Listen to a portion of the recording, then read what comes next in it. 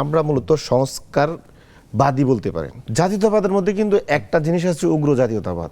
ইতালির মুসলিনি যদি জাতীয়তাবাদী আন্দোলন, রাজনীতি এবং তার যে কর্মনীতির দিকে তাকান, তাহলে এই জাতীয়তাবাদ কিন্তু সুখকর নয়।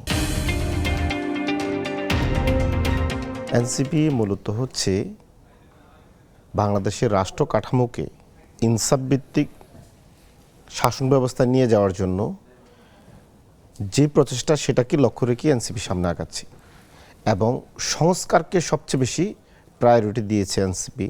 আপনি জানেন, আমরা যখন ৩ আগস্ট এক দফা ঘোষণা দিই সরকার পতনের, তখন কিন্তু আমরা এই যে বর্তমান সংবিধান বা বিদ্যমান ৭২-এর সংবিধান, যেটাকে অনেকে মনে করে মুজিব ইন্দিরার সংবিধান, সেই সংবিধানের মৌলিক সংস্কারের কথাও কিন্তু আমরা বলেছি। আমরা এই রাষ্ট্র ব্যবস্থাকে সংস্কার করতে চাই।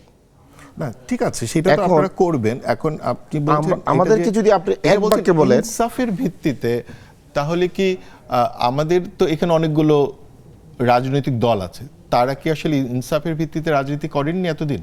1971 সালের 17 এপ্রিল যে প্রক্লেমেশন অফ ইন্ডিপেন্ডেন্সের যে 3টা আমাদের মূল চেতনা ছিল, সাম্য, মানবিক মর্যাদা এবং ন্যায় বিচার, এটাকে আমরা আসলে সামনে নিয়ে রাখতে চাই। কিভাবে দেখেন, আপনি আজকে জাতীয়তাবাদের কথা বলেছেন, আমরা আসলে জাতীয়তাবাদী দল না, আমরা মূলত সংস্কারবাদী বলতে পারেন, বা সংস্কারের পক্ষে, মানে বা সংস্কারমুখী।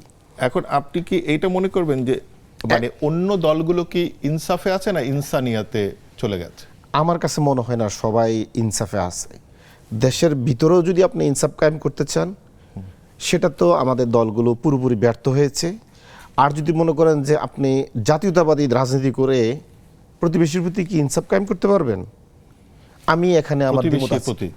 দেখেন, জাতীয়তাবাদের মধ্যে কিন্তু একটা জিনিস আছে, উগ্র জাতীয়তাবাদ। যেই জাতীয়তাবাদ সারা পৃথিবীতে অনেক অনাচার সৃষ্টি করেছে।